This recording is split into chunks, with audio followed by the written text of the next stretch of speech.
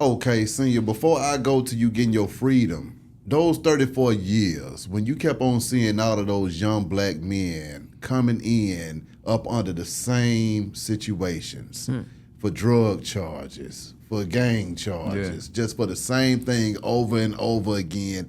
How did that make you feel just having to witness that for 30 years straight?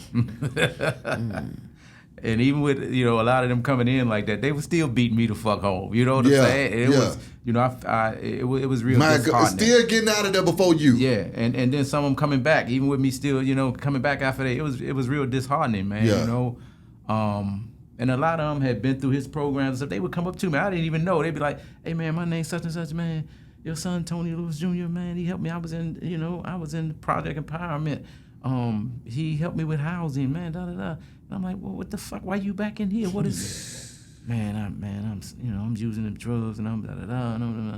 And I'm like, man, that shit is you making his work, man. That's not cool, man. You know what I'm saying? Yeah. But I still I still try to bring them in, man, and try to, because a lot of them really mean well, man. But again, the environment, the neighborhood, man, the hood, the trauma, just, man. Yeah, and the trauma, a lot of trauma. Trauma, bro. A lot of shit we don't even know that these our young brothers and sisters go through, man. Yeah.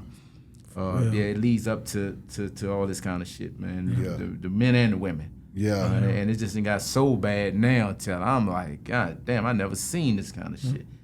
He know it a lot better than me because he was, coming up in the world with it. And really a lot of times I feel like I was in a plane crash, bro, and I was the only person to survive. Like, it's just, I just look at, and I would live in the same, I never left my neighborhood. Yeah. Like, to this day, you know what I mean? And that's giving me a very unique perspective. Like, I watch every day. I watch what I could have became. Yeah. You know what I'm saying? It's deep, man. And even in our neighborhood, they gentrified a lot, but some of the same remnants are there, and they my people. Yeah. You know what I'm saying? But that's also guiding my work. You know what I'm saying? But I think the connection, the men who left during his time, but like what they left. Right? Who they left and what they left created sort of this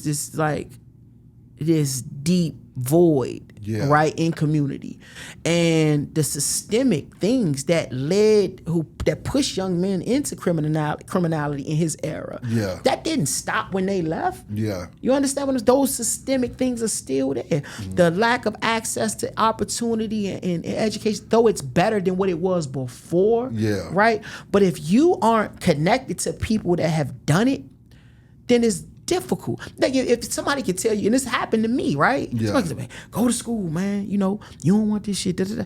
That's right. I think a lot of people get that information. Yeah.